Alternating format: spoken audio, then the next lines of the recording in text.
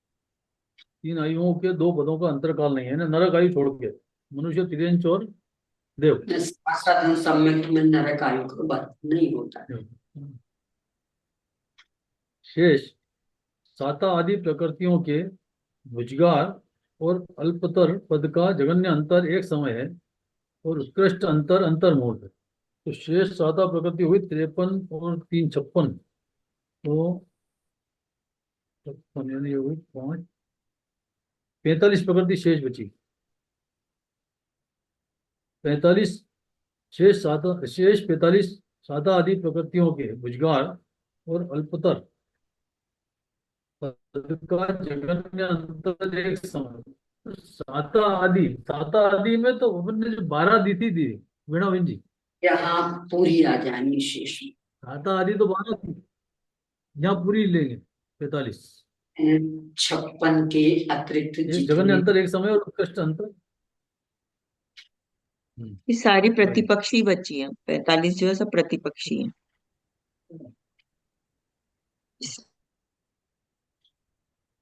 साता आदि प्रकृतियों का अल्पतर जगन्य पद का अंतर एक समय है और उत्कृष्ट अंतर अंतर्मूर्त है।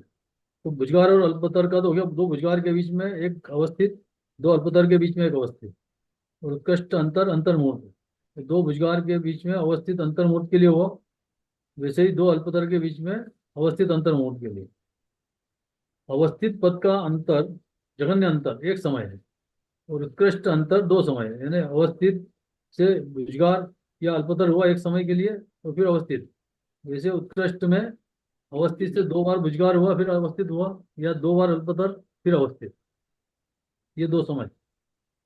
अवक्तव्य पद का अंतरकाल नहीं है। तो यहाँ पे भी वही, एक तो प्रतिपक्षी प्रकृतियों का हो जाएगा कि अंतरकाल, इसके अंतर अवक्तव्य तो बनेगा पर प्रतिपक्षी के हिसाब से अंतरकाल नहीं बनेगा।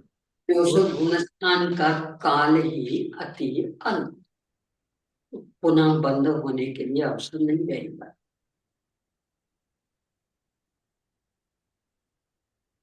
अच्छा, यहाँ तो प्रतिपक्षी भी नहीं लगेगी, यानी 6 आवली के हिसाब से तो संसाधन में यानी समय ही नहीं होता, तो एक प्रतिपक्षी का भी बंद नहीं होगा। जो ये जघन्य और उत्कृष्ट बताया, एक समय और 2 समय, हाँ। बस इतना ही बनेगा।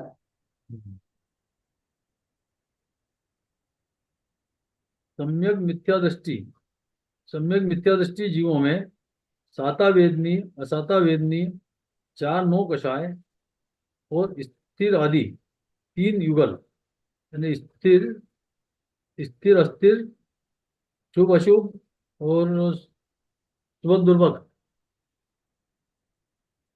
सुभग दुर्भग आएगा, यश, यशस स्थिति, यश है यश। यशस स्थिति, हाँ, शुभ अशुभ यानी स्थिर अस्थिर, शुभ अशुभ और यशस, यशस स्थिति, अयशस स्थिति, 6।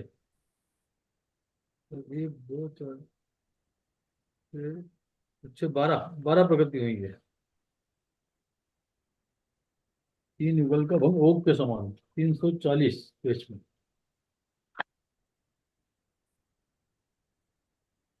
साता वेदी, असाता वेदी, स्थिर अस्थिर, शुभ स्थिति है। ये तो हो गए 2 4, साता वेदी, असाता, 4 9 बचाई गई। हाँ, तो ये पूरी होगी 12 का एक अंतर एक समय और उत्कृष्ट अंतर अंतर्मूर्त है। तो इसमें वही 2 भुजगार का सेम आ गया, वैसे ही बोल, 2 भुजगार के बीच में अल्पतर या अवस्थित, 2 अल्पतर के बीच में अवस्थित और 2 अवस्थित के बीच में अल्पतर या भुजगार, वैसे उत्कृष्ट अंतर अंतर्मूर्त है। तो इसमें भी वही प्रतिपक्ष उत्कृष्ट अंतर अंतर्मूर्त में तो 2 भुजगार के बीच में अवस्थित, 2 अल्पतर के बीच में अवस्थित और 2 अवस्थित के बीच में भुजगार या अल्पतर अंतर्मूर्त में। अवक्तव्य पद का जगन्य और उत्कृष्ट अंतर अंतर्मूर्त है। अवस्थित का 2 भुजगार के बीच में, अवस्थित का अंतर्मुख थोड़ी ना होगा, अंतर्मुख प्रतिपक्षी की अपेक्षा होगा। अच्छा, प्रतिपक्षी के बीच में होगी। हम्म। तो इसको श्रेणी प्रतिपक्ष जैसे पहले साता का करे थे, फिर असाता का करे, फिर वापस जब साता का करके में अवस्थित करने लगे तो फिर अंतर्मुख, इस तरह से। या उधर श्रेणी चढ़ा के भी कर सकते हैं। इसमें सम्यक मिथ्या दृष्टि तीसरा गुण अच्छा, स्थान। सम्यक तो तीसरा ही आएगा, तीसरा ही गुणस्थान, तो इसमें तो जाएगी। ये जो प्रकृति बनने वाली वहां तक है ऊपर, हम्म। ये प्रकृतियां तो बनती ऊपर तक है। हाँ नहीं, लेकिन ये गुणस्थान अपना गुणस्थान तीसरा ही है तीसरा ना, पे समय चर्चा विशिष्ट। चर्चा तीसरे की चल रही है इसलिए। ठीक। अवक्तव्य पद का जघन्य और उत्कृष्ट अंतर अंतर्मोह है। तो इसमें भी दो अवक्तव्य पद में आ जाएगा अंतर्मोह। तो दो प्रतिपक्षी की अपेक्षा प्रतिपक्षी साता का प्रतिपक्षी करे, की फिर अपेक्षा असाता करें। का करे, फिर साता का करा तो ठीक है, अवक्तव्य हो गया। अवश्य हो जाएगा। ठीक। अ, शेष ध्रुवबंध वाली प्रकृतियों के भुजगार और अल्पतर पद का जघन्य अंतर एक समय और उत्कृष्ट अंतर अंतर्मूर्त है।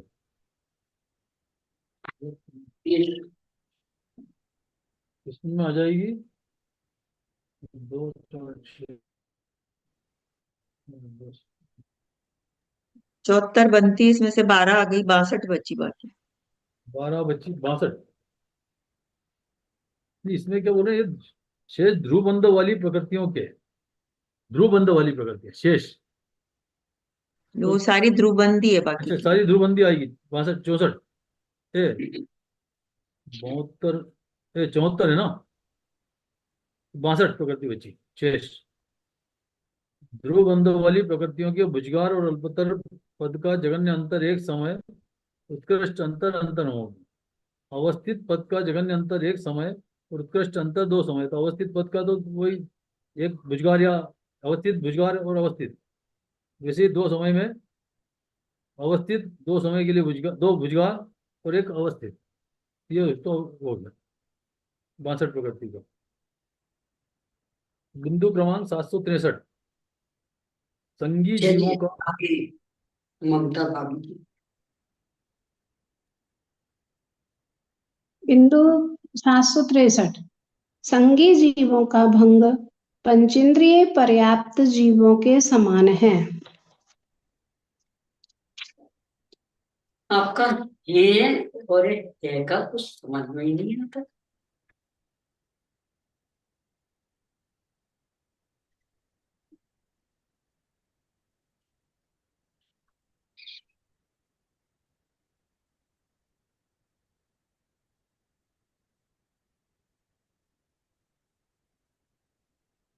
लगाइए।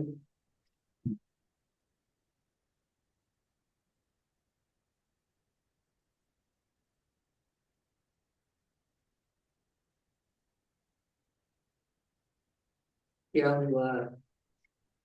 मैं पर्याप्त जीवों का 740, निकाल। 740वां बिंदु। हाँ, नीचे 345 पेज पर 740 नंबर का संगी जीवों का। संगी जीवों में 5 ज्ञानावरण आदि 31 प्रकृतियां, इनके 3 पदों का भंग ओघ के समान है। 3 पदों का भंग ओघ के समान है। पेज नंबर 340 नंबर पर इन 31 प्रकृतियों का, संगी जीवों में इन 31 प्रकृतियों का भुजगार, अल्पतर, अवस्थित बंध का अंतर कितना है? जघन्य अंतर एक समय है और उत्कृष्ट अंतर अंतर्मुहूर्त है। तो जघन्य अंतर एक समय है, भुजगार किया, अवस्थित किया, फिर भुजगार किया, अल्पतर किया, फिर अवस्थित किया, फिर अल्पतर किया, और तीसरा पद अवस्थित किया, बीच में भुजगार या अल्पतर किया और फिर अवस्थित किया। तो ये जघन्य अंतर एक समय है और उत्कृष्ट अंतर अंतर मुहूर्त है। तो भुजगार किया, फिर अंतर मुहूर्त के लिए अवस्थित किया, फिर भुजगार किया, या अल्पतर किया, अंतर मुहूर्त के लिए अवस्थित किया और फिर अल्पतर किया। ऐसा ही उत्कृष्ट और अवस्थित किया और बीच में अंतर्मुहूर्त के लिए भुजगार या अल्पतर किया, फिर अवस्थित किया। तो ये उत्कृष्ट अंतर्मुहूर्त है। अंतर्मुहूर्त के लिए भुजगार और अल्पतर नहीं होता बीच में, ये श्रेणी चढ़ाएंगे, इसमें श्रेणी चढ़ाएंगे और उतरेंगे तब अंतर्मुहूर्त हो जाएगा। यानी ऊपर गए, जो अवस्थित के लिए, हाँ। बंद हाँ रुक गया, 10वें तक बंद हुआ, 11वें में बंद फिर हो गया और फिर वापस नीचे आई तो इन प्रकृतियों का बंद शुरू हो गया। तो ये उत्कृष्ट अंतर अंतर मुहूर्त है। अब वक्तव्य पद का जघन्य अंतर अंतर मुहूर्त है और उत्कृष्ट अंतर अपनी स्थिति प्रमाण है। तो पंचेन इनकी स्थिति साधिक साधिक 2000 नहीं साधिक 2000 साल 2000 साल सो सागर अपनी व्रत, सो सागर व्रत। 100 सागर पृथक तो हम्म। संगीत नियमों की। पंचेंद्री पर्याप्त की। संगी जीवों की भी इतनी है, संगी जीवों की भी इतनी है। अपन पंचेंद्री पर्याप्त से लगा रहे हैं ना। हाँ हाँ तो 100 सागर पृथक पंचेंद्री।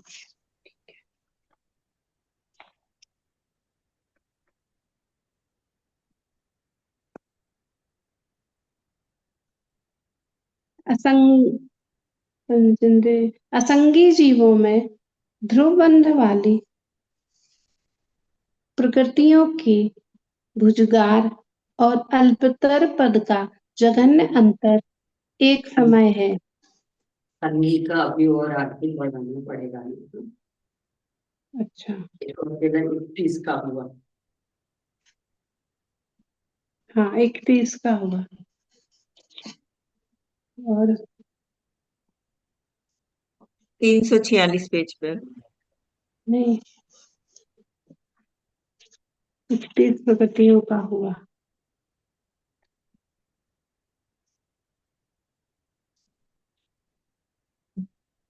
यहाँ बंदी है कितनी? इनके तो संगी जीवों के तो 120 है पूरी। अब ध्रुवबंदी 31 निकल गई। हम्म ये पूरा ही अनुच्छेद आ जाएगा इसमें। 89 300 पूरा ये कहीं पे अपन को 35 भी ध्रुव बंदी पढ़ने में आती है, तो 35 किस अपेक्षा से आती है? 31 और 35 प्रकरण मैडम, अलग। पंचेंद्रिक पढ़े थे तो वहां पर 35 आई थी। वो प्रकरण ही अलग था ना, वो पंचेंद्रिय का। हाँ, तो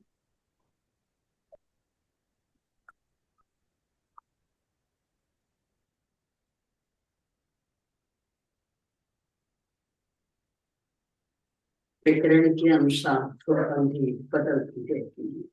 वो 35 में जो उसमें अगुरु लुगु गाती है ना, तो उसमें वो पंचेंद्रिय में तो वो वाली भी होंगी, परघात और उच्छ्वास भी ना, दो तो वो जुड़ जाएंगी। ये और अपने एक 200 324 पेज पे समुद्र कीर्तनाम में अपन त्रियंचों में देखेंगे ना, तो उसमें भी 35 ही आ रही है। हाँ, तो मार्गणाओं के अनुसार फिर ध्रुवबंदियां अलग अलग हो जाती है। वैसे 47 तो जैसे ध्रुव होती हैं। अब उनमें से फिर मार्गणाओं के हिसाब से जो ध्रुव जहां तक बनती रहती हैं, तो उस हिसाब से सबकी अलग अलग हो जाती है। जहाँ जितनी लगातार बंद रही हैं, तो वो उस हिसाब से ध्रुव बंदी हो जाती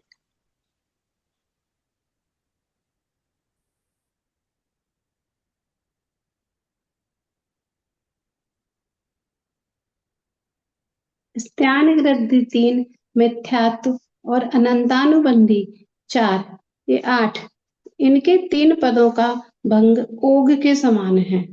कौन करते हैं कि पूरा ही अनुच्छेद वैसा का वैसा आना है। 763 पर आ जाएगी।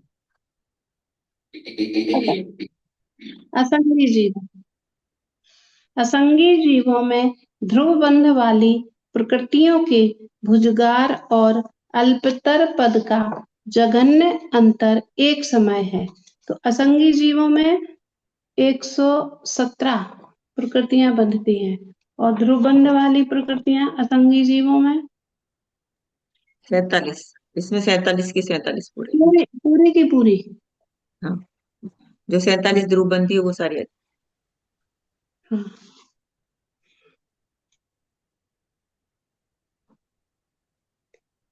प्रकृतियों के भुजगार और अल्पतर पद का जघन्य अंतर एक समय है।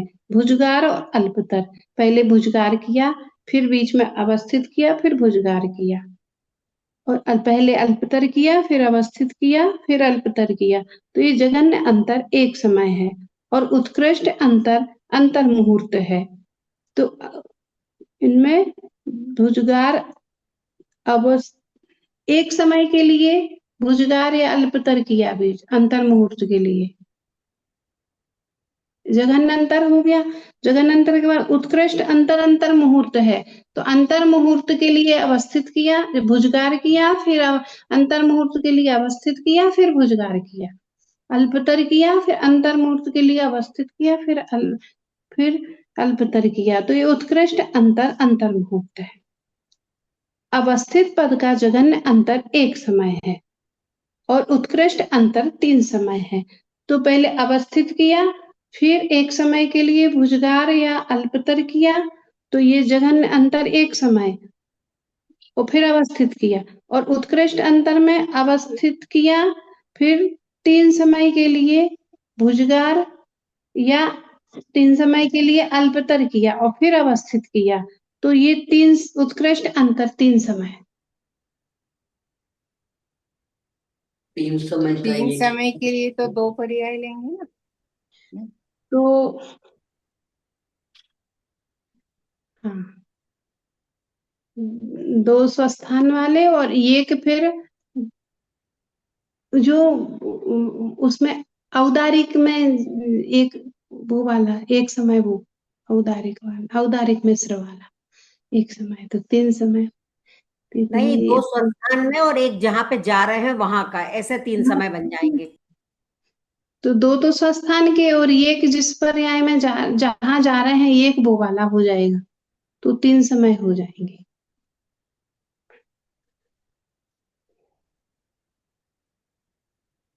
तीन आयुओं के 2 पदों का जघन्य अंतर अंतर मुहूर्त है।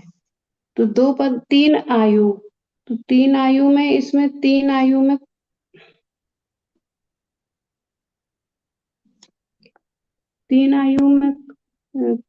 आगे त्रियंचायु की चर्चा स्वतंत्र है। हाँ हाँ, तो मनुष्य, देव और नरक 3 आयु, इनके 2 पद होते हैं, भुजगार और अल्पतर। 2 आयु में 2 पद होते हैं,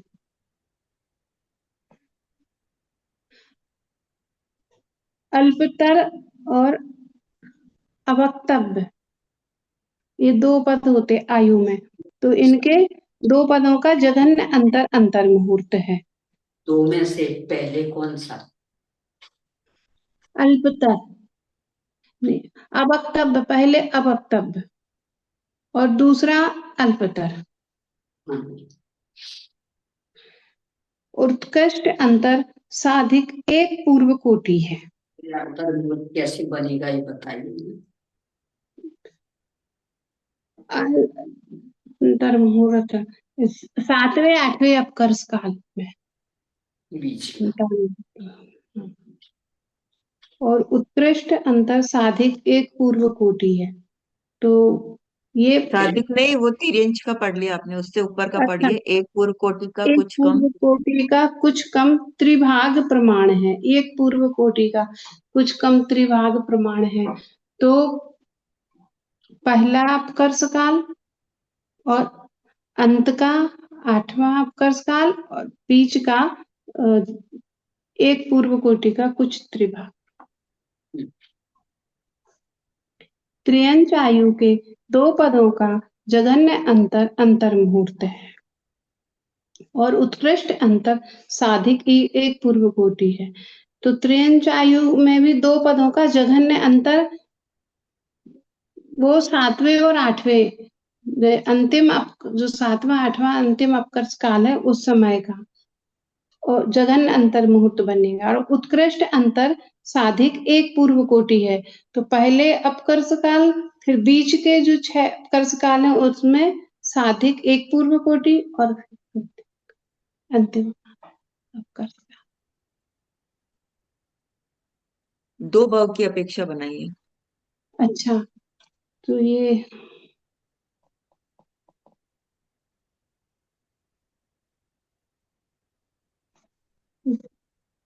दो भाव के,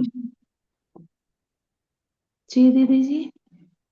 त्रियंच आयु दो भाव में बांधी, पहले भाव का शेष और दूसरे भाव का प्रारंभ का, हाँ, इस तरह की बनाई है।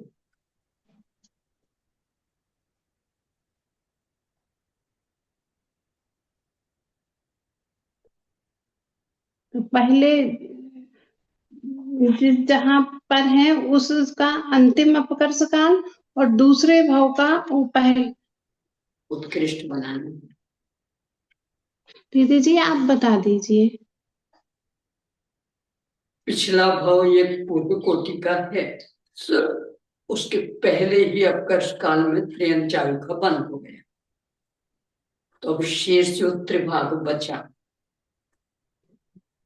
वह, फिर अगला भाव पुनः त्रियंच का, तो उसके अंतिम अपकर्ष काल में त्रियंच आयु का बंद हो गया। हाँ, तो ये साधक हो गया, यानी पिछले का त्रिभाग और फिर इसका उतना जुड़ गया। जैसे एक पूर्व कोटि का है तो उसके पहले भाव का, और फिर ये जो शेष रहा वो, और दूसरे भाव में जैसे मान लो त्रियंच आयु में गया तो उसके पहला वाला अंतिम अपकर्ष काल में आयु, उसका अंतिम अपकर्ष काल। यहाँ पे दो भाव क्यों लिए ये बता सकते हो आप? दो भाव क्यों लिए यहाँ पे तिरंच आयु में?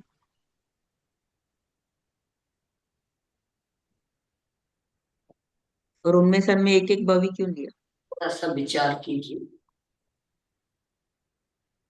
किस महात्मा साधु, की संगी, चलने की थोड़ी। असंगी असंगी असंगी असंगी असंगी। असंगी में तो दो भाव बन जाएंगे त्रियंचों के, हम्म, बाकी आयु के नहीं बनेगी अंतिम में आयु। मैं वही पूछ रहा था कि असंगी यानी दोनों भाव त्रियंच में बनाना पड़ेंगे हमको। पहले भी त्रियंच में था, तो एक पूर्व कोटि की आयु थी, उसमें पहले त्रिभाग में उनको आयु बंधी त्रियंच की, तो वो जो समय फिर अगले भाव में जो गया वो पूरी आयु वो पूरी आयु अंतिम था करी, तो उसके अंतिम अपकर्ष काल में उसका बंद होगा त्रियंच आयु, आयु। त्रियंच आयु का। ये पूरा शादी के एक पूर्व कोटि हो जाए। वो दोनों में ये असंगी है। हाँ हाँ। देव नारकियों मनुष्य तो असंगी होते ही नहीं है। जो अगले भाव की आयु बंधेगी वो भी अपनी पूर्व कोटि की रहेगी दीदी, हाँ ना, तभी साधक अंतर कोई निकलता है। साधिक आ पाएगा।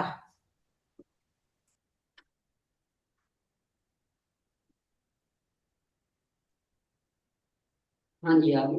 वैक्रिय क्षय, वैक्रिय क्षय, वैक्रिय क्षय में देवगति, देवगत्यानुपूर्वी, नरगति, नरगत्यानुपूर्वी, वैक्रिय शरीर और वैक्रिय अंगोपांग, और मनुष्य गति त्रिक, मनुष्य गति, मनुष्य गत्यानुपूर्वी और उच्च गोत्र का भंग ओघ के समान है। पेज नंबर 340 पर है वैक्रिय।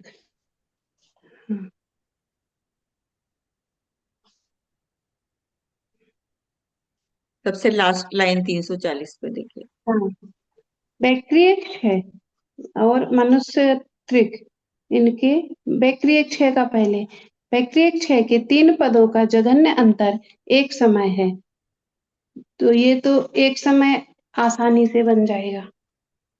और अवक्तव्य पद का जघन्य अंतर अंतर मुहूर्त है, और उत्कृष्ट अंतर माने सबका अनंत काल है। उत्कृष्ट अंतर अनंत काल है, तो जघन्य अंतर अंतर मुहूर्त और उत्कृष्ट अंतर अनंत काल है। तो अनंत काल में पहले वैक्रिय क्षय, तो मैंने एक इंद्रिय या त्रियंच गति का बंध किया, फिर ये अनंत अनंत काल तक मनुष्य त्रियंच ऐसे ऐसे चलते रहे बहुत समय तक, तो ऐसे भटकते रहे। तो ये इनका ममता भाभी अंतर्मूर्त बना लो पहले आप।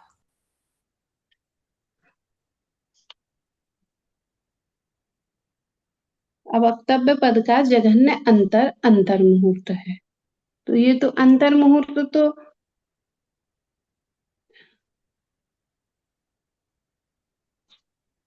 प्रतिपक्षी में बन जाएगा। हाँ, पहले जिस प्रकृति का बंध हो रहा था, फिर दूसरी प्रकृति का बंध होने लग गया, तो उस प्रकृति का रुक गया। ये जो प्रतिपक्षी प्रकृतियां हैं, तो एक का बंध हुआ, दूसरी रुक गई, दूसरे का बंध हुआ, तो वो प्रतिपक्षी वाली बंधने लगी। तो ये तो जघन्य अंतर मुहूर्त हुआ। और उत्कृष्ट अंतर में ये अनंत काल तक ये जीव भटकता रहा, फिर पुनः इसने वो गति प्राप्त। ऐसे ही आता है। एक इंद्रिय आदि में आ गया, हाँ, 4 इंद्रिय तक। हाँ, असंगी है, 4 इंद्रिय तक। वहां तो वैकृत शक्ति बनना नहीं है। तो अब मनुष्य नहीं बनेगा दीदी जी, मनुष्य नहीं बनेगा, फिर मनुष्य बन 4 असंगी। चर्चा है ना, मनुष्य तो असंगी होते ही नहीं। हाँ, तो एक इंद्रिय से 4 इंद्रिय तक ही भटकता अनंत काल पर्यंत। 2 इंद्रिय से 4 इंद्रिय तक तो सीमित थी, तो मूल तो एक इंद्रिय में भटका, उसमें भी खास करके वनस्पति कायक में, क्योंकि अनंत काल तो वहां का बनेगा। अब इसके बाद जब कभी असंगी पंचेंद्रिय हुआ, उस समय फिर नरक संबंधी या देव संबंधी बंद किया, तो वैकृत षट का बंद। क्या है परिणामों की विचित्रता, इसलिए पर्याय रूप नहीं देखना, इनका विश्वास नहीं करना, अन्यथा रोने के अलावा कुछ नहीं मिलेगा।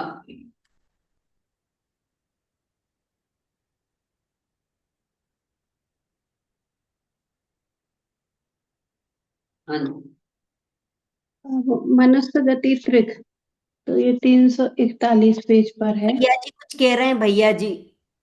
हाँ जी। दीदी, ये जो प्रतिपक्षी इसको बता रहे हैं, ठीक है, असंगी जीव, असंगी जीव तो अपना देव, और इसकी तो देवगति या नरक गति तो करता नहीं, बार बार बंद। औदारिक मनुष्य गति ये भी तो बांध सकता है ना। हाँ, वैकृत शरीर का प्रतिपक्षी औदारिक, देवगति नरक गति का प्रतिपक्षी मनुष्य गति, त्रियंच गति। अच्छा, इसलिए उसका तो वो अंतर्मुहूर्त उसका हो जाएगा, और एक केंद्रीय के हिसाब से तो आ जाएगा, एक केंद्रीय में जाएगा का। ठीक। इन सारे प्रकरणों को पढ़ करके बस एक बात उपयोग में है, बसा लेना, पर्याय मात्र का आकर्षण इतना महंगा पड़ेगा, यानी अनंत अनंत काल तक वह दशा जहां आगे बढ़ने के लिए कोई अवसर नहीं, यानी मन ही नहीं मिलेगा। मन मिले तो कुछ सोच सकेंगे आगे बढ़ने का। पर्याय का आकर्षण इतना भारी पड़ेगा, किसी भी पर्याय का, जो भी अपने दृष्टिगोचर है वह सब पर्याय, तो उनमें से किसी भी पर्याय का आकर्षण, संयोग हो, वियोग हो, याद रहता हो, याद नहीं रहता हो, दरिद्रता हो, धनाढ्य हो, स्वरूप हो, कुरूप हो, स्वस्थ हो, रोगी हो, सब पर्याय का ही खेल। तो इनमें से किसी भी पर्याय का आकर्षण इतना भारी पड़ेगा।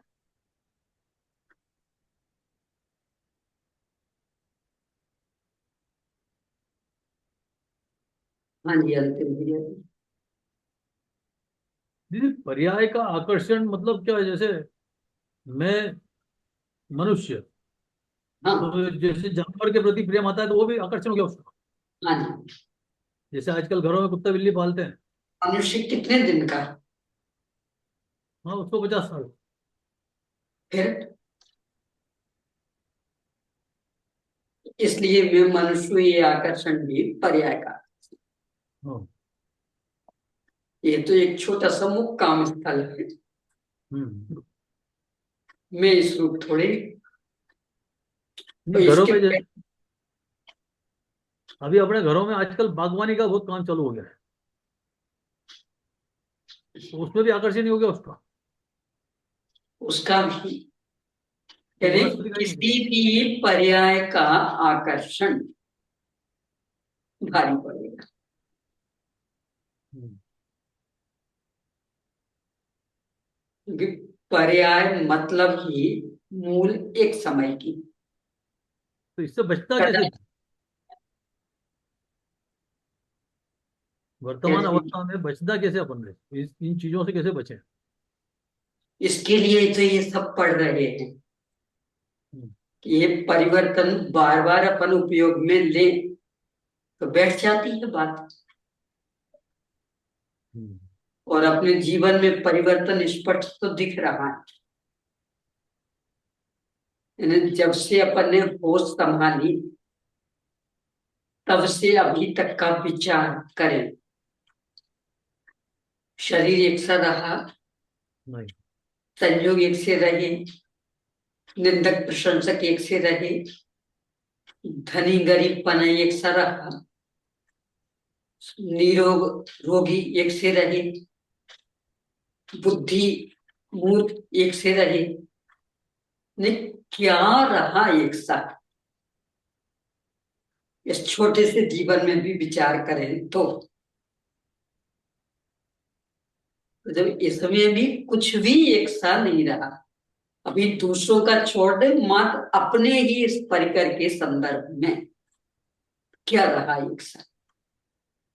अपनी बुद्धि भी एक सी रही, राग द्वेष एक से रहे, पूजन आदि के भाव एक से रहे। ने क्या रहा एक सा? बताइए, किस पर आकर्षित हो? तो जो अपनी इतनी विविधता इन पर्यायों की, तो दूसरों का अगर देखे तब तो कहने क्या। इसलिए किसी भी पर्याय पर आकर्षित नहीं होना,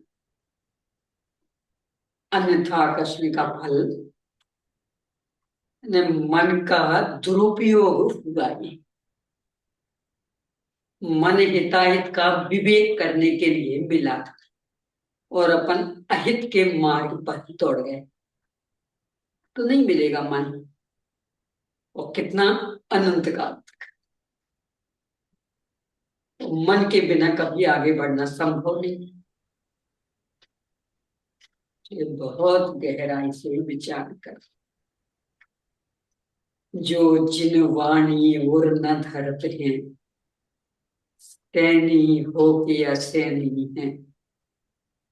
जिनेन्द्र भगवान की जो वाणी, पर्याय पर आकर्षित मत हो, पज्जय मुरारी पर समया, संयोग वियोग धर्मा, वो ये हमने उर में धारण नहीं की तो असैनी हो जाए, नहीं मिलेगा मन। तो अनंत काल कोई भी किसी का भला बुरा करने में समर्थ नहीं। ये जिन वाणी वो हमने उर में धारण नहीं की, कोई भी सामग्री सुख दुख की कारण नहीं है। ये जिन वाणी और हमने उर में धारण नहीं की तो असैनी हो जाएंगे।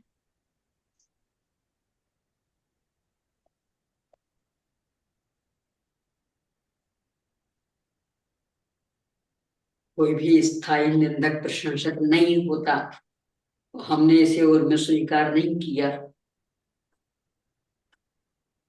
किसी के संदर्भ में भी अथवा अपने संदर्भ में भी कुछ भी धारणा बना दी, जिन वाणी हृदय में नहीं बसाई असली हो जाएंगे। यानी मन का दुरुपयोग किया है। मन मिला था हिताहित का यथार्थ विवेक करने के लिए, और हमने अहित रूप ही प्रवृत्ति कर दी। हाँ जी ज्योति बहन जी। दीदी जैसे ये अपने अपने साथ भी ये सब चल रहा है, भुजगार, अल्पतर, अवस्थित, तो है ना, अपन को इन समय में भी यही विचार करना है कि मैं अपरिणामी हूं, ये हाँ जी, बदलती हुआ मैं नहीं हूं। यानी ये चल रहा है, हम्म। पर मैं चल रहा वाला नहीं, अचल तत्व में। इन्हें हटा नहीं सकते, पर भेद ज्ञान तो कर सकते नहीं।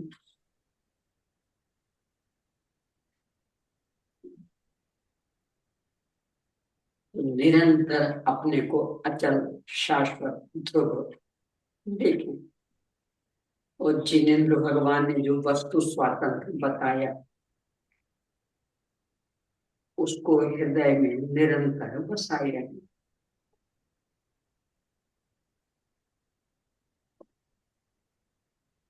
हाँ जी। पेज नंबर 341 पर मनुष्य गति त्रिक के 3 पदों का जघन्य अंतर एक समय है। अवक्तव्य पद का जघन्य अंतर अंतर मुहूर्त है और उत्कृष्ट अंतर असंख्यात लोक प्रमाण है। तो जघन्य अंतर अंतर मुहूर्त है, तो ये तो बन जाएगा, ये ऐसे बन जाएगा कि पहले जगन्य तो एक मनुष्य, समय है ना, एक समय है जगन्य तो। वो तो हो गया उत्कृष्ट अंतर। अवक्तव्य पद का जघन्य अंतर अंतर मुहूर्त है। अंतर मुहूर्त, जघन्य अंतर अंतर मुहूर्त, पहले जैसे मान लो मनुष्य गति का बंध कर रहे थे, फिर त्रियंच गति का बंध करने लग गए, तो मनुष्य गति का बंध रुक गया। तो ये अवक्तव्य अंतर मुहूर्त हो जाएगा। और उत्कृष्ट अंतर है इसमें कि असंख्यात लोक प्रमाण। तो असंख्यात लोक प्रमाण में पहले मनुष्य गति का बंध कर रहे थे, फिर त्रियंच गति का बंध करने लगे। तो त्रियंच गति का बंध माने असंख्यात लोक तक, त्रियंच त्रियंच त्रियंच में ही वो समय चला गया, पूरा समय त्रियंच में। त्रियंच गति में अग्नि कायक और वायु कायक में पहुंच गए। हाँ, उनमें मनुष्य गति का बंध नहीं होता। नहीं होता, अग्नि का है, वायु का उनका उत्कृष्ट काल असंख्यात लोक प्रमाण। है। हाँ। और जब फिर मनुष्य गति का बंद करना, तो जैसे मान लो पृथ्वी काय वनस्पति काय में हम, बने तो हाँ, तो ये जो अग्नि कायक वायु कायक के संदर्भ में अपने यहाँ विशेष संवेदनशीलता की बात कही जाती कि वे सबसे अधिक दुखी, तो और अधिक दुख क्यों देना चाह रहे? दुर्बल को न सताइए ताकि मोटी राय। पांचों स्थावर कायकों में अग्नि कायक वायु कायक सबसे अधिक दुखी, सबसे अधिक संक्लेश भोगने वाले। वनस्पति कायक के मनुष्य गति का बंध हो जाता, इनके नहीं। इसलिए अग्नि कायक और वायु कायक के संदर्भ में विशेष संवेदनशीलता आवश्यक, और अपन उनके सबसे अधिक खिलवाड़ करते हैं। बिजली के जमाने में तो अग्नि कायक कुछ मायने नहीं रखता, और उससे जुड़ा हुआ तो वायु कायक, पंखे आदि। यानी पहले हाथ से झलने वाले पंखे होते थे तो सीमा रहती थी, अभी बिजली वालों में तो कोई सीमा नहीं। कमरे में बैठे थे, चालू किया, कमरे से चले गए, पंखा चल रहा है, बिजली जल अब रही है। तो दीदी सोलर आ गया तो फिर और ही सीमा नहीं रही, क्योंकि अब पैसे तो लगते ही नहीं है। पहले तो बिजली बिल भरना तो बंद कर दो, अब तो बिल भी नहीं भरना बस उसमें। अकेला बस धन दिखता है, जीव नहीं दिख रहे। कि उससे भी तो जीव तो मर रहे ना, वो नहीं दिख रहे। बहुत गहराई से विचार करने की आवश्यकता। कर्म ने तो माफ करना नहीं सीखा, वो तो पाई पाई का हिसाब देता है। ये अपनी मस्ती बहुत महंगी पड़ने वाली। सोलर में ईंधन बनने में हिंसा नहीं हुई होगी, वैसे ये भी नहीं कह सकते, क्योंकि जो वो सोलर यंत्र है उसके बनने में तो हिंसा हुई है। पर उपयोग करेंगे जो उस ईंधन का, उसमें तो वैसे की वैसी हिंसा।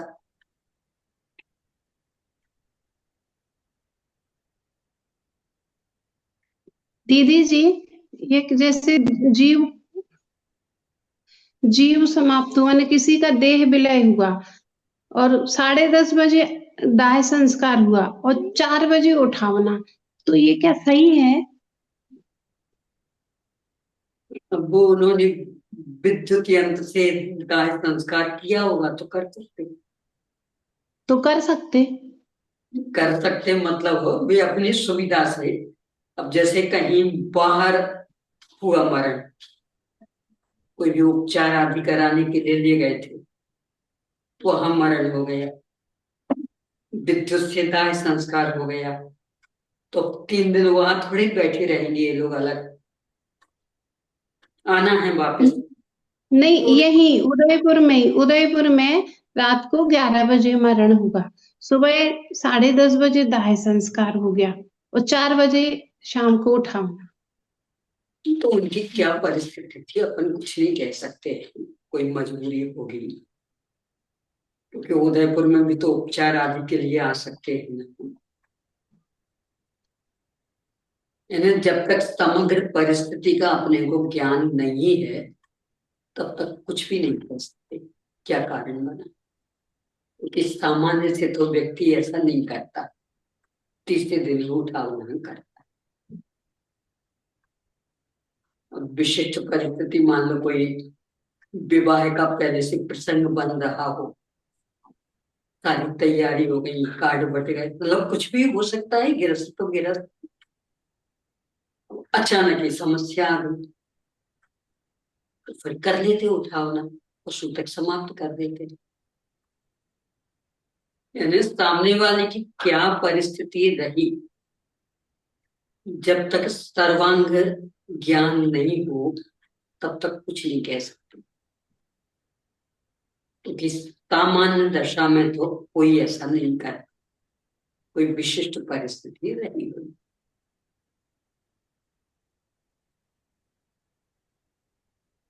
बहन जी, हमारे हाँ, रिश्तेदारों में एक बार शादी थी और बीच में मौत हो गई। फेरे होने वाले, बारात पड़ी और लाश भी पड़ी है। तो फिर उनको ऐसे ही करना पड़ा, जैसे बता रहे ना ममता दीदी, एक एक नहीं घंटे बहुत सारे कार्य। आपकी हाँ, एक गृहस्थों में कब क्या परिस्थिति बन जाए कुछ नहीं कह सकते। तो जो वो वाक्य के आपत्काले मर्यादा नास्ति, ये तो एक आपत्ति का काल, क्या करें, वो जो चला गया ना तो उसको रोक सकते, और ये जो प्रसंग बन गया पहले से ही पूरी तैयारी सब कुछ, ना इसे टाल सकते, तो फिर कैसे भी करके निपटाते हैं दोनों कामों को। इसलिए जब तक पूरी जानकारी अपने को नहीं तब तक कुछ भी नहीं कहना है ऐसे प्रसंग।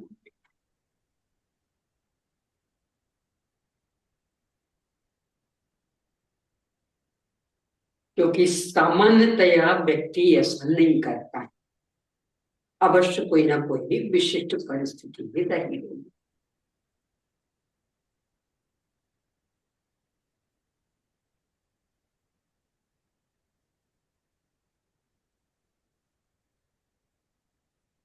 हाँ जी, चलिए आगे। पेज नंबर 361 पर त्रियंच गति द्विक और नीच गोत्र के 3 पदों का भंग साता वेदनीय के समान है। 340 पेज पर साता वेदनीय। तो त्रियंच गति द्विक और नीच गोत्र, इनके 3 पदों का जघन्य 340 पेज पर जघन्य अंतर एक समय है और उत्कृष्ट अंतर अंतर मुहूर्त है।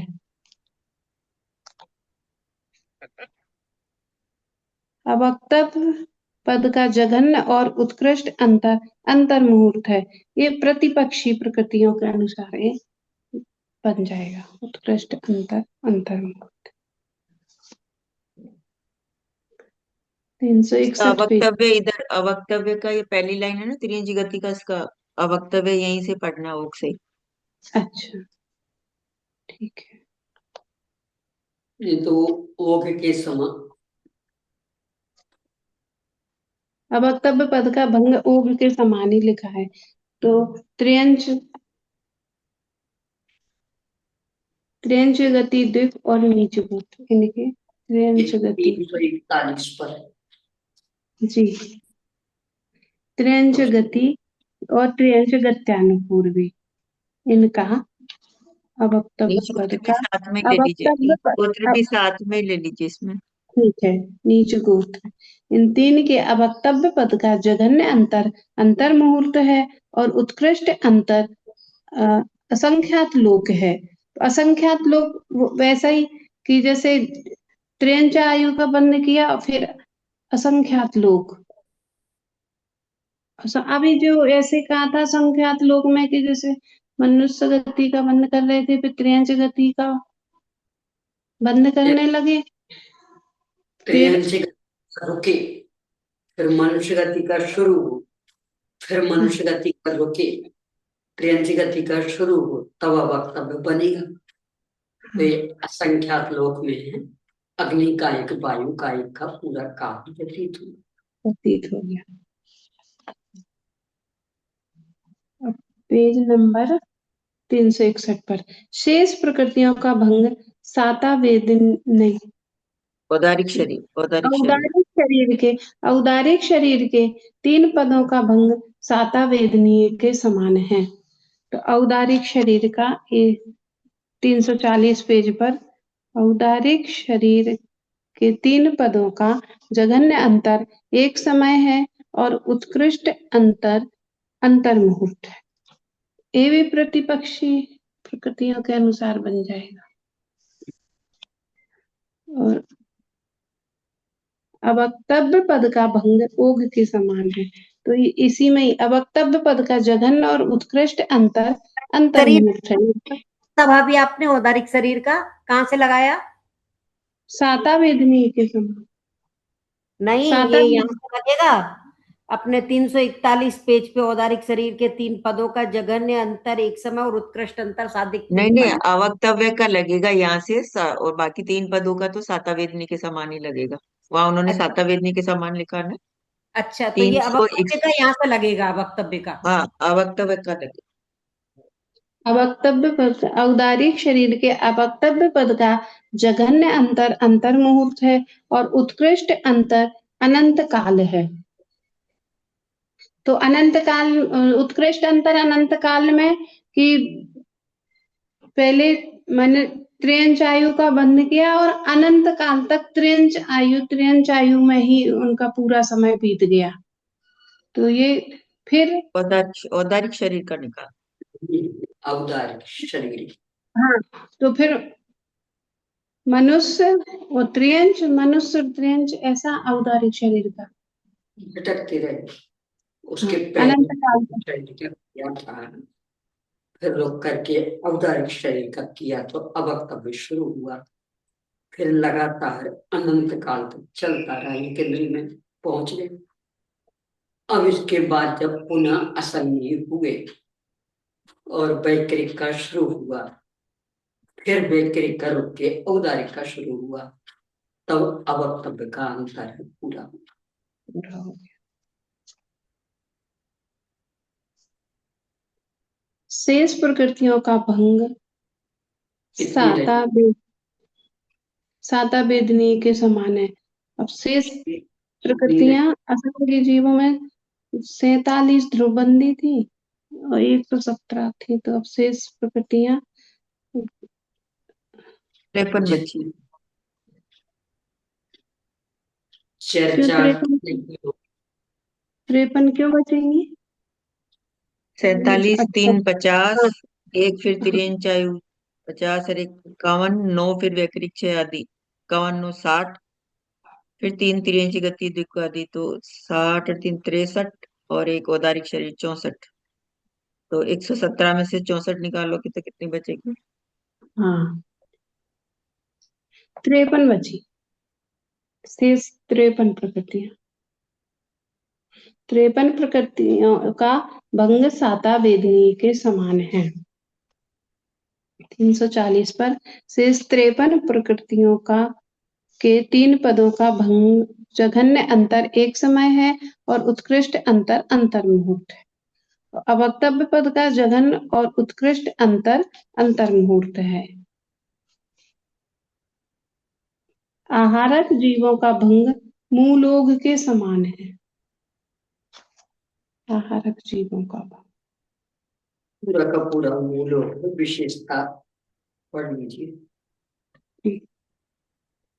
इतनी विशेषता है कि जहां पर अनंत काल और अर्धपुद्गल परिवर्तन काल कहा है, वहां पर अंगुल के असंख्यातवें भाग प्रमाण काल कहना चाहिए।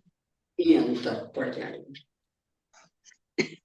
देखिए इसमें कहाँ कहाँ कहा अनंत काल अथवा अर्धपुद्गल परिवर्तन। हम्म,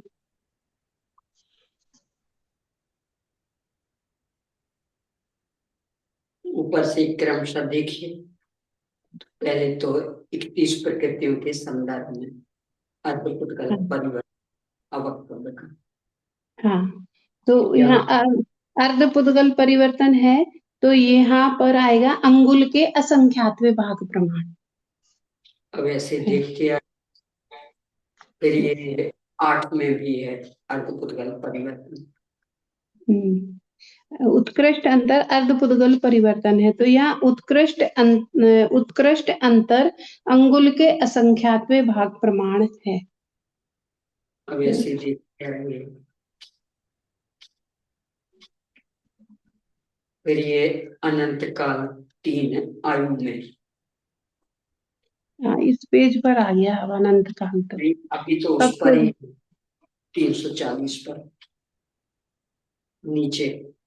हाँ हाँ, ठीक है, 3 आयु अनंत काल है, तो यहाँ पर उत्कृष्ट उत्कृष्ट अंतर अनंत काल है, इस जगह उत्कृष्ट अंतर अंगुल के असंख्यातवें भाग प्रमाण है। फिर ये वैक्रिक 6 के में भी अनंत हाँ, 341 उत्कृष्ट अंतर सबका अनंत काल है, तो यहाँ उत्कृष्ट अंतर सबका अंगुल के असंख्यातवें भाग प्रमाण है। फिर असंख्यात लोक। फिर इसके बाद आहार द्विक बीच से नीचे जी हाँ, अर्धपुद्गल परिवर्तन। जी जी, उत्कृष्ट अंतर अर्धपुद्गल औदारिक शरीर, परिवर्तन उससे उसके ऊपर औदारिक शरीर भी अनंत का। औदारिक शरीर का, ठीक है, औदारिक शरीर का उत्कृष्ट अंतर अनंत काल है, इसकी जगह उत्कृष्ट अंतर अंगुल के असंख्यातवें भाग प्रमाण है। फिर आहारक द्विक के उत्कृष्ट अंतर अर्धपुद्गल परिवर्तन प्रमाण है, इसकी जगह उत्कृष्ट अंतर अंगुल के असंख्यातवें भाग प्रमाण काल है। फिर बहुत गहराई से विचार पूर्वक अति सावधानी पूर्वक जीवन जीने की आवश्यकता। क्या कहलाता है इतना दीर्घ काल?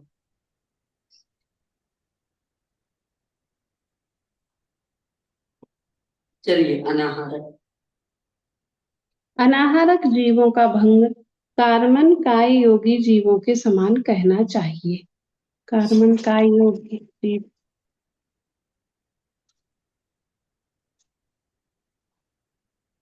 अनाहारक।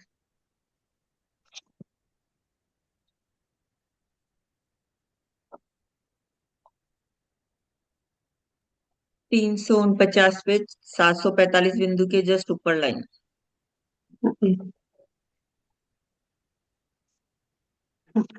बहुत सरल है ये।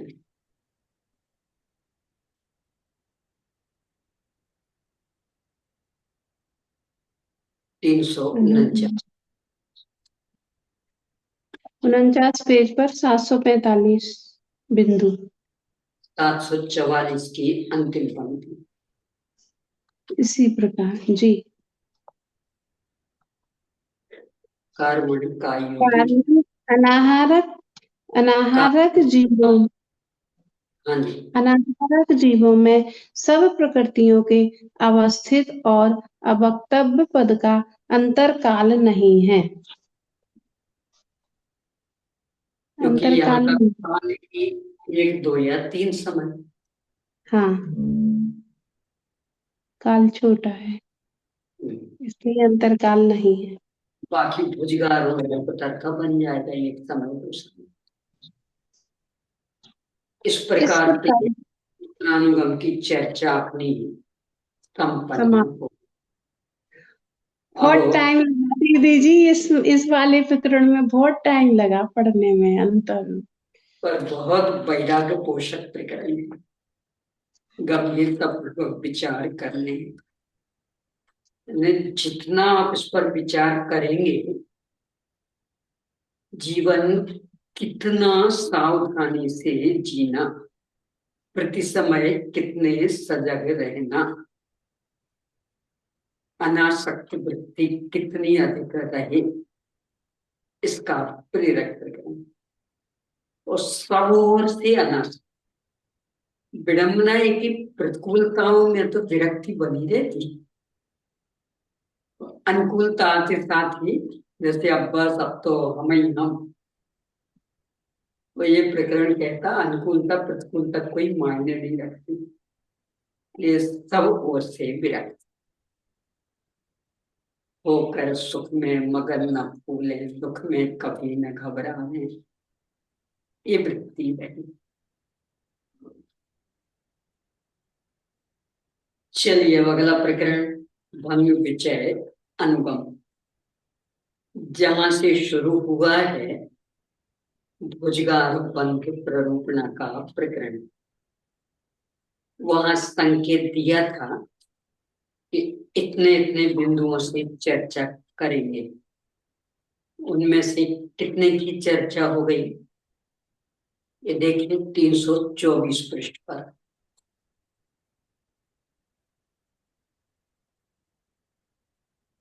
समुत्कीर्तना से लेकर अल्प बहुत तक 13 प्रकरण लेंगे। इनमें से चर्चा कितनी की हो गई? 4 की होगी। समुत्कीर्तना, स्वामित्वानुगम, स्वामित्वानुगम, कालानुगम और अंतरानुगम। अंतरानुगम। अब इसके बाद भंग विचय अनुगम। इसमें भंग पर विचार करेंगे। भंग पर यानी ये जो गुजरार आदमी है, किसमें कितने जीव, एक जीव नाना जीव, इस प्रकार की चर्चा होगी। हाँ जी, बीना बेहेंगे ये भंग विषय अनुगम का अर्थ बताते हुए। भंग विचय यानी कि भेदों का वर्गीकरण, अनुगम मतलब उसका ज्ञान, वेदों का वर्गीकरण उसका ज्ञान। तो जो ये पद हैं जो वो किस किस मार्गणा में कितने कितने हैं, उस अपेक्षा से उनका मतलब भेद बताएंगे, किस किस कौन कौन से भेद किस किस में है। इस तरह से नाना जीवों का आलंबन लेकर भंग विचयानुगम की अपेक्षा निर्देश 2 प्रकार का है, ओक और आदेश। ओक से 5 ज्ञानावरण, 9 दर्शनावरण, मिथ्यात्व, 16 कषाय, वैजुगुप्सा, औदारिक शरीर, तेजस शरीर, कार्मण शरीर, वर्ण चतुष्क, अगुरु लघु, उपघात, निर्माण और 5 अंतराय के भुजगार, अल्पतर और अवस्थित पद के बंधक जीव नियम से हैं। यानी कि जो ये ध्रुवबंधी प्रकृतियां हैं 47 और एक औदारिक शरीर इसमें और ले लिया, तो 48 प्रकृतियों के जो है उनमें वो जीव भुजगार बंद करने वाले, अल्पतर बंद करने वाले और अवस्थित बंद करने वाले जीव हमेशा से रहेंगे। मतलब इसमें कोई अंतर नहीं है, ये निरंतर रहेंगे। नाना जीव, कोई ना कोई जीव इनका नियम से बंद करेगा। कदाचित इन पदों के बंधक जीव हैं और अवक्तव्य पद का बंधक एक जीव है। यानी कि ऐसा हो सकता है कि इन तीन पदों के तो बंधक जीव हों, लेकिन अवक्तव्य बांधने वाला कोई एक ही जीव हो। कदाचित इन पदों के बंधक जीव हैं और अवक्तव्य पद के बंधक नाना जीव हैं। यानी कि इन तीनों पद के बांधने वाले तो बंधक जीव होंगे, लेकिन अवक्तव्य पद के बंधक जीव नाना जीव भी हो सकते हैं। मतलब यानी एक जीव भी हो सकता है और अनेक जीव भी हो सकते हैं। पर इन जो ये ध्रुवबंधी प्रकृतियों के ये भुजगार, अल्पतर और अवस्थित बंध के जीव तो हमेशा से रहेंगे। तीन आयु यानी तीन भाग बन गए इनमें। इन 48 प्रकृतियों की भुजगार, अल्पतर, अवस्थित हों और अवक्तव्य वाला एक भी जीव ना हो, ये पहला भंग। दूसरे में इन तीन वाले अनेकों और अवक्तव्य वाला एक, और तीसरा इन तीनों के भी अनेकों और अवक्तव्य वाले भी अनेकों।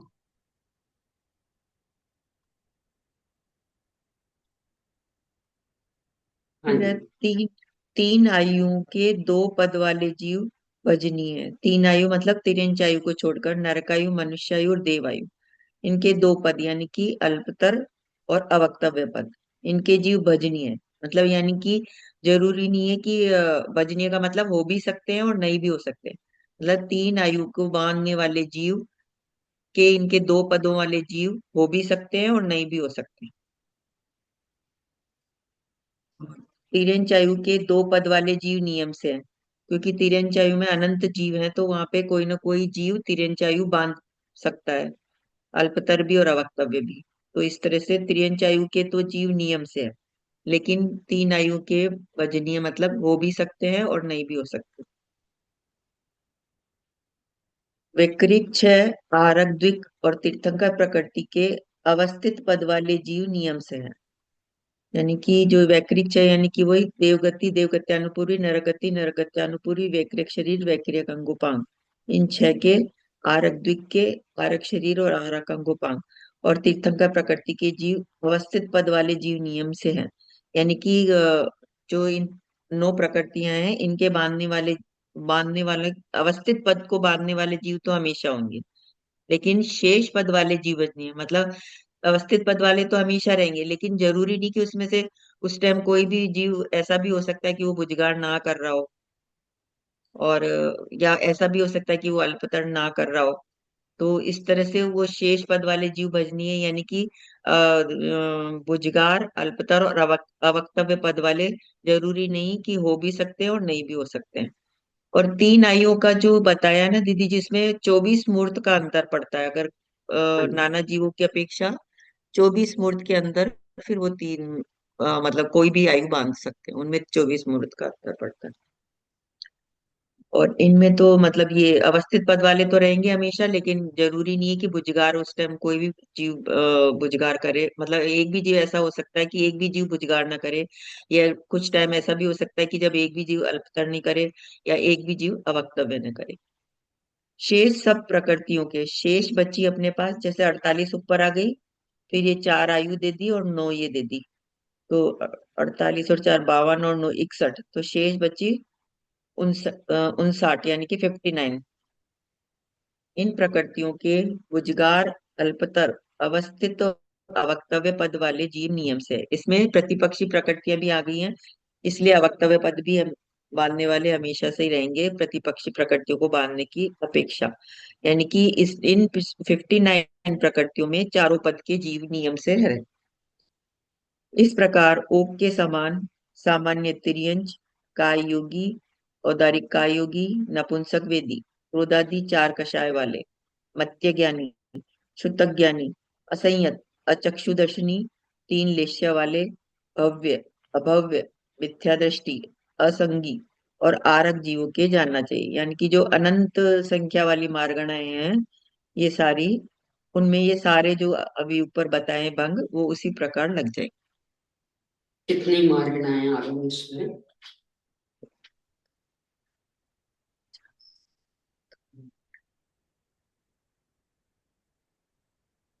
क्योंकि आगे इसी प्रकार से आने वाला। 19 मार्गणाएं आ गई। हाँ, हम्म। यानी ये 19 की चर्चा इन सामान्य 120 प्रकृतियों संबंधी भंगों की समान। तब 765 बिंदु। 20 है मनुष्य और पर्या 19 है कि 20 है? काय योगी गिन लिया होगा आपने, काय योगी। हाँ काय कहना ही अलग से कोई मार्गीनाम नहीं है। हाँ हाँ। चलिए यही रुकते हैं अपनी। हाँ जी, सुषमा बेगम जी।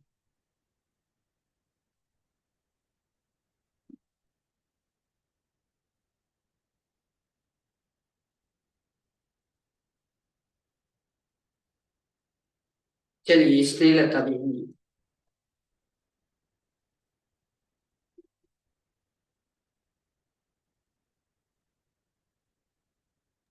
म्यूट करें, अनम्यूट करें। निज निधि निज में बताई, यह अनंत उपकार उसके लिए जिनवाणी मां बंदना सतवार। नमो हरिहंताणं नमो नमो वज्रायाणं नमो हरिहंताणं नमो सिद्धाणं नमो आदित्याणं नमो वज्रायाणं नमो लोये सब साहुणं नमो हरिहंताणं नमो सिद्धाणं नमो आदित्याणं नमो वज्रायाणं नमो लोये सब साहुणं। द्वादशांगमयी जिनवाणी माता की जय। पंच परमेष्ठी भगवान की जय। अहिंसामयी जैन धर्म की जय। सभी को क्षमा, सभी से क्षमा। जयतु जिनेंद्र।